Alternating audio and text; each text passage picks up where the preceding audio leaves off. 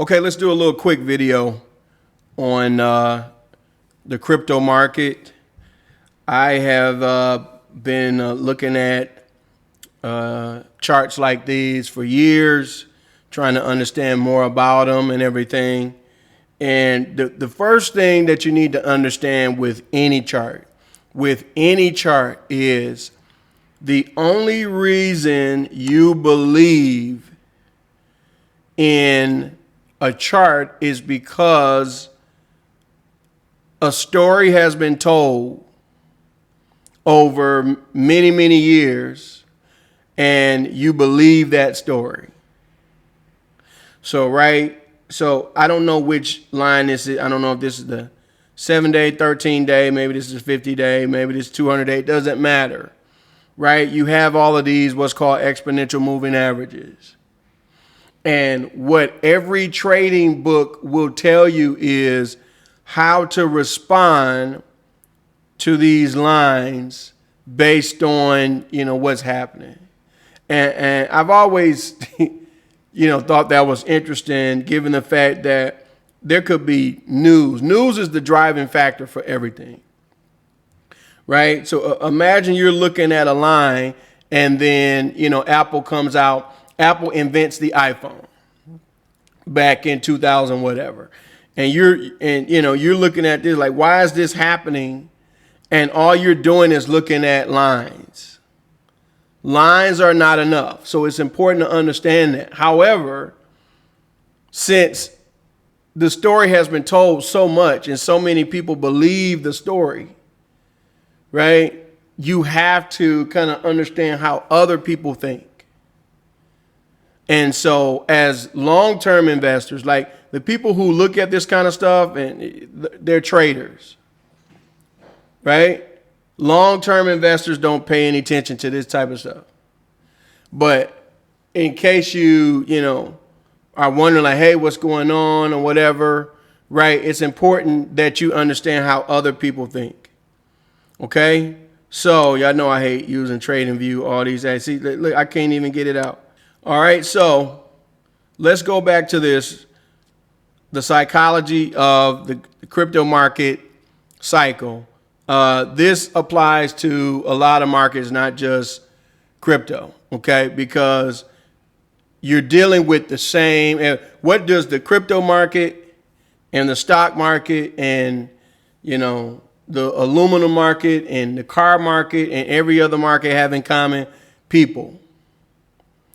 It's people. It's people's emotions behind it. It's rates, right? So, for example, the car market, you're affected by rates. The housing market, you're affected by rates, right? If rates were kept at zero for 20 years and everybody got used to those zero rates, if the rate went up to 2%, it would literally crash the market because your payments would go up, depending on your situation.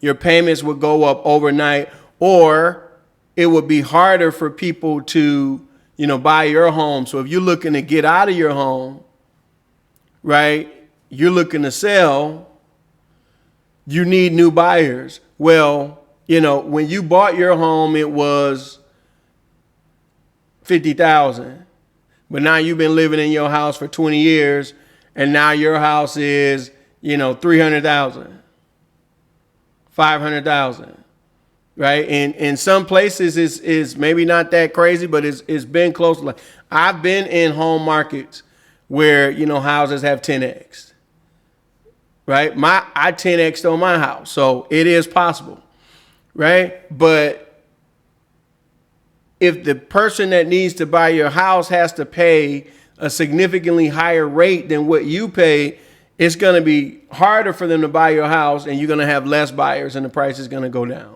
So it's not just a crypto market. I need y'all to understand that. However, it does apply. And so let's look at it here.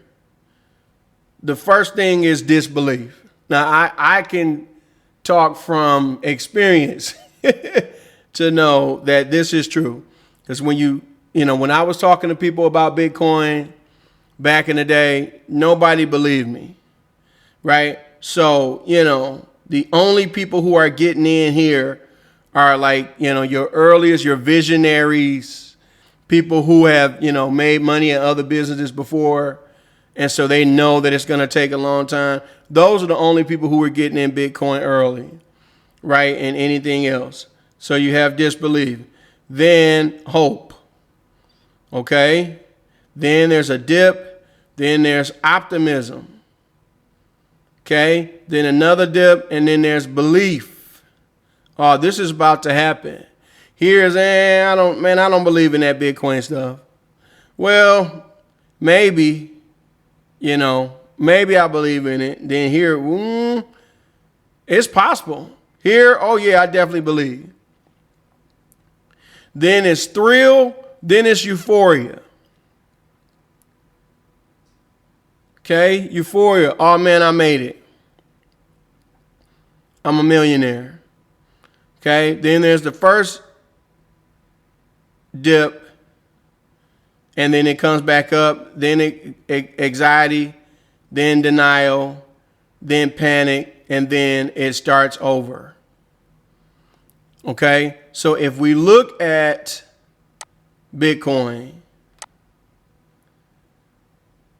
early days, this stuff didn't really matter because it was so early. So I want to focus on this right here. Okay, if we go back and look at this chart, you see disbelief, hope. Look at how it's shaping up, right? It looks almost exactly like this right here.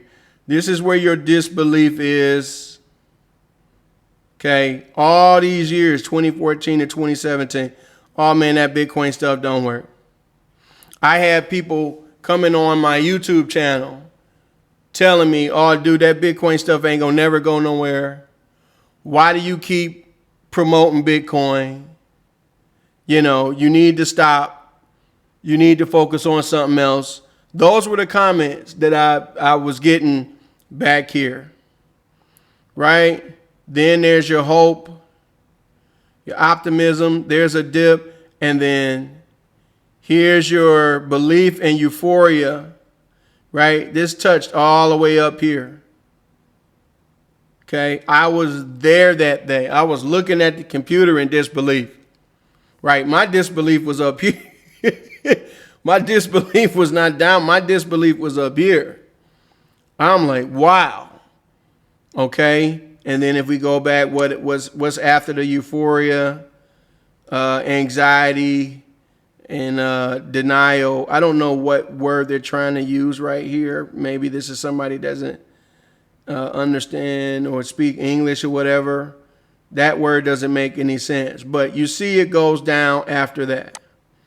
And that's exactly what happened here. Okay? But the interesting thing about here, for me, you see how we had this long time of disbelief, which allowed a lot of people to get in. We didn't have that here. And part of the reason we didn't have it was for a lot of reasons, but bottom line is, I won't get into that. Bottom line is, we didn't have this long zone of the chart starting over. Okay? So now, if you're looking at this from this perspective, right, you're thinking, okay, well, this is euphoria again. No, it's not. If you look at this, it's just the hope part. So when these cycles happen, they happen with greater intensity. See, hope back here was just this size. You see that? Hope back here was just that big. Well, this time hope is this big. Much bigger, which means all your other moves are going to be bigger as well. There's your hope, there's optimism, belief, and then here is your euphoria right here. Okay? And there's the first dip. Look at there. There's the first dip, and then the second pump almost goes back up to euphoria. Right? So that happened. In fact, it went past it, and then you start to come down. Okay? Back into depression, anxiety, disbelief. And so watch this now. Just like back here, notice that this time is not the same as this. It's never as long. And so the same thing happened.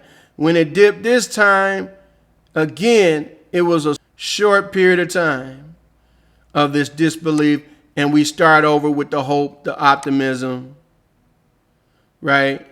So what I am saying to you is, where are we right now? So if this is the disbelief phase, then right now we are in either hope or optimism. Look at that. What if we're just in hope? Because it started over. Here's your anxiety, disbelief, right? Look at this now. Pay attention. Depression, panic, right? It starts over. Okay, and then it gets back into this green zone, which this is measuring the fear and greed index. I'm going to show you something in a minute.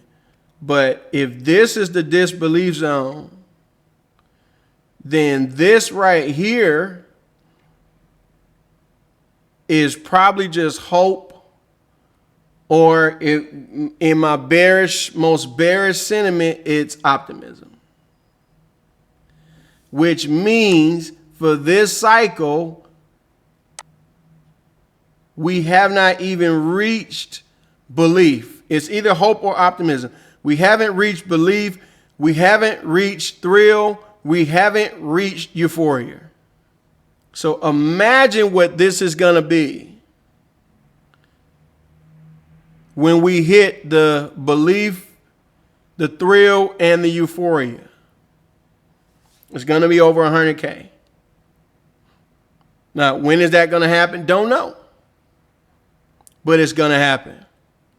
What other clues can we use to determine where we are? Okay, well, as I said, this looks at the fear and greed index. And anytime we're just starting or ending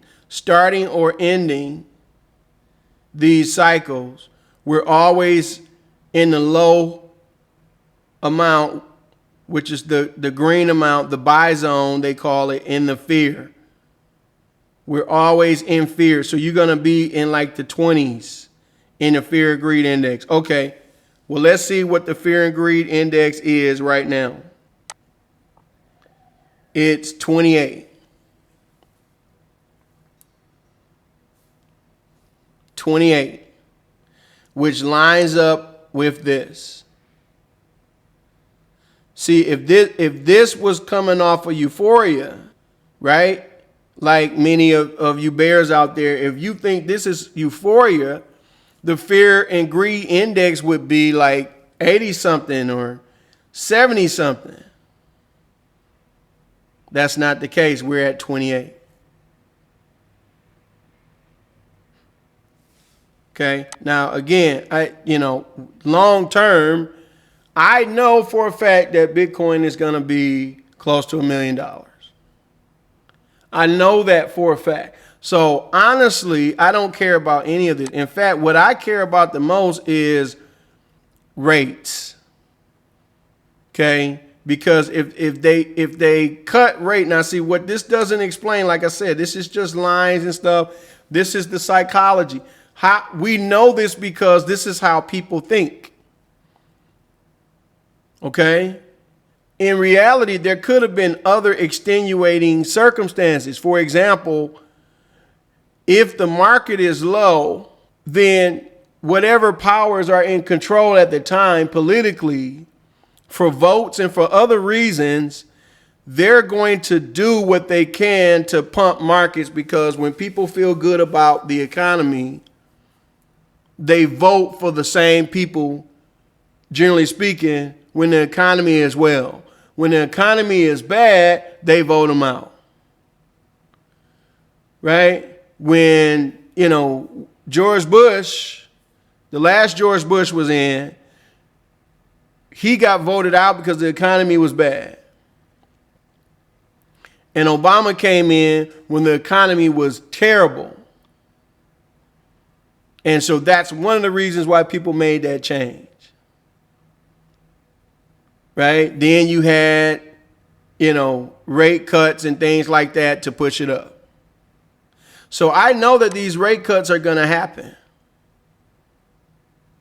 And so that is going to push this up even more. And right now, rates are higher than what they were in 2008.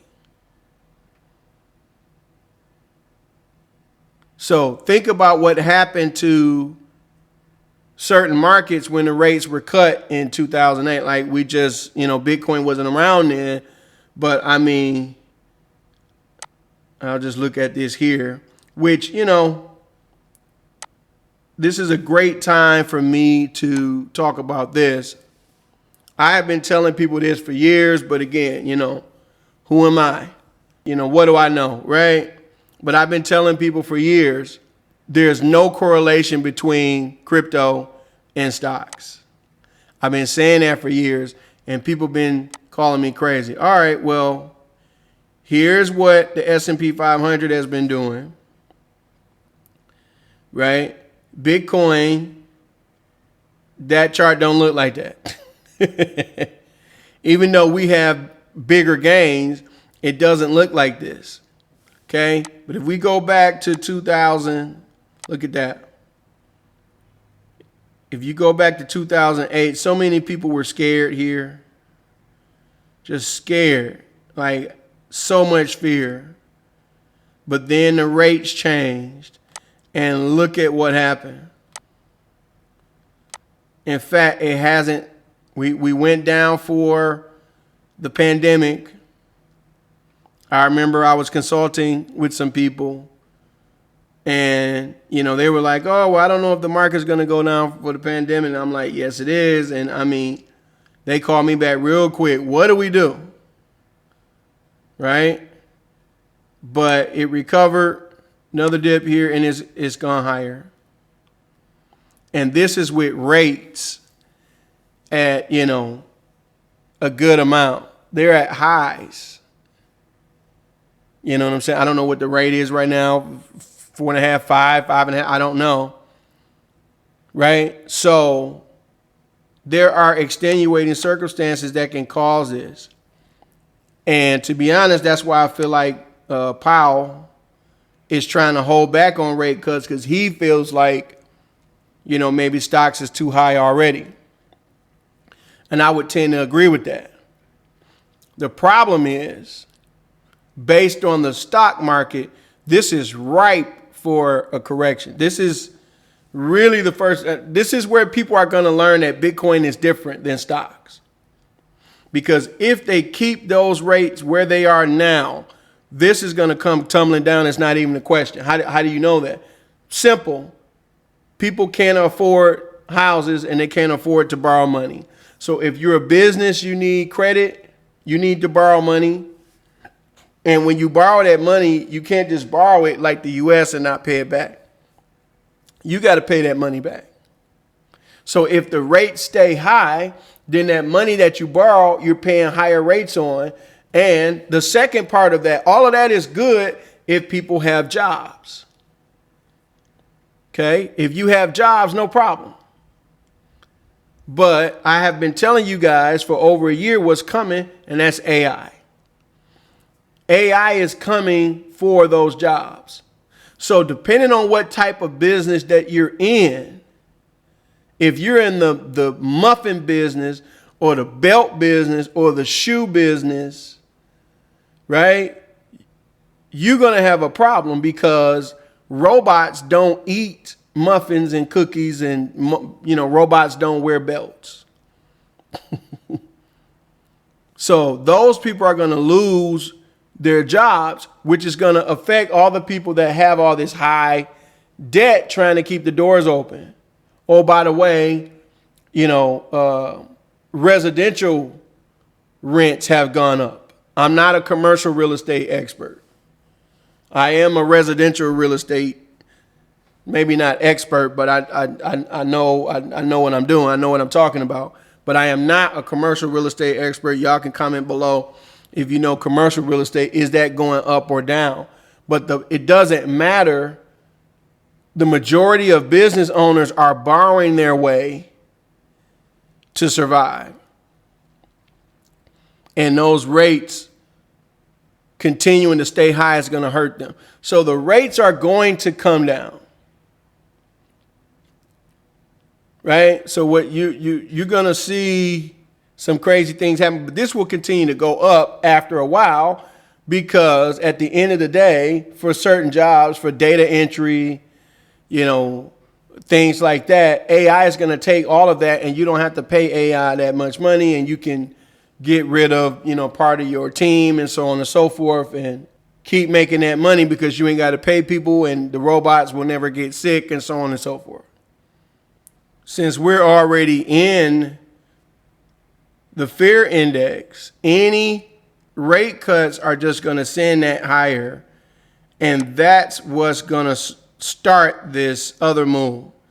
So like I said, we're down here, hope or optimism. We have not hit belief. We haven't hit thrill. We haven't hit euphoria. Okay, and so this applies to Bitcoin. It applies to, maybe other cryptos, some of the cryptos in the top 10. Not all of them. You have to take other things into account. Right? What this doesn't apply to is meme coins and other stuff that's not on a centralized exchange and all of that. It doesn't apply to that. Those things are going to live or die based on utility, based on involvement, based on other things. So I always thought it was interesting when people who were in meme coins were like, yeah, when Bitcoins pump, meme coins are going to pump. No, it's not. I'm like, what are you talking about? That's not the case. Here's a meme coin right here. Right? And look what happened. This is in April. Bitcoin has gone up since April. This meme coin has not. This meme coin looks like a typical meme coin chart when it just goes up, right? And then again, you have extenuating circumstances. The devs cashing out, insiders cashing out and all that. And it's just gone down ever since. Right? So it's important that people understand, like, it doesn't apply to everything. If the asset that you're in hasn't been around for at least 5 years, then what I'm saying, it doesn't apply to them. They're not even on the map. And if it's not on a centralized exchange, it's not on the map. The thrill and the euphoria and all of that isn't going to happen until that's on a centralized exchange. So if you happen to be in something before people know about it, right? Like it hasn't even started. You know what I'm saying? And then again, it still has to have some utility. It still has to have growth, things like that. Okay, so I just wanted to share that. Right? I'm always, trying to educate you guys on what to look for, what to understand, that kind of thing. And this is really important when you want to know how other people are making their decisions. Like if I was going to trade, then I would be looking at stuff like this. But I am coming from the standpoint of there's only so much Bitcoin. Right? I wouldn't say the same thing about Ethereum because Ethereum prints every day. just prints, and especially now without any type of mining. So people that keep lumping Bitcoin and Ethereum together, you don't do that. That don't make sense because they're not the same thing. Right? But I am coming from the standpoint of there's only 21 million Bitcoin. In fact, there's not even 21 million because 4 million or so have been burned forever. They're gone. You can't get them back. So it's really only 17 million Bitcoin. People haven't figured that out yet. Maybe Michael Saylor has. That's why he's like, yo, it's not 21 million of these. You know, and it's going to take like a long time for the last, you know, few Bitcoin to get out. Plus, again, the governments of the world, the only thing they can do is play with rates and print money. That's the only thing. So as more people use Bitcoin, as more people build on Bitcoin, so on and so forth. That's why I've talked to you guys in the past. Don't sleep. I know, you know, it has to get on the new chain, but DXO. I think DXO is the most important Bitcoin development since Bitcoin, in that it's a stable coin that uses Bitcoin to create DXO. It doesn't use the dollar. You know, you're never going to have any issues with leverage or anything like that. You have to burn the Bitcoin to create it, which is just like, you know, taking some gold and making a gold coin. You can only make so many coins because you have so much gold. Well, you can only make so much if something is built off of Bitcoin and you have to burn Bitcoin to get it, you only have so much of it. Right? And so that's, you know, that's going to take years before people catch on to that. But more people will build stuff like that, trust me, and they'll build more things on top of Bitcoin, right? And that's the utility part of it. So you have, as I said, you have the market part of it, you have the utility part of it, and then you have the extenuating circumstances like rate cuts and things like that. Rate cuts are gonna, I'm saying rates, not just rate cuts. Rates are going to have to go down in order for things to continue. They always have to trend down. So that's more money into the system, more money flowing into everything, not just Bitcoin. And then more building utility on top, more adoption, so on and so forth.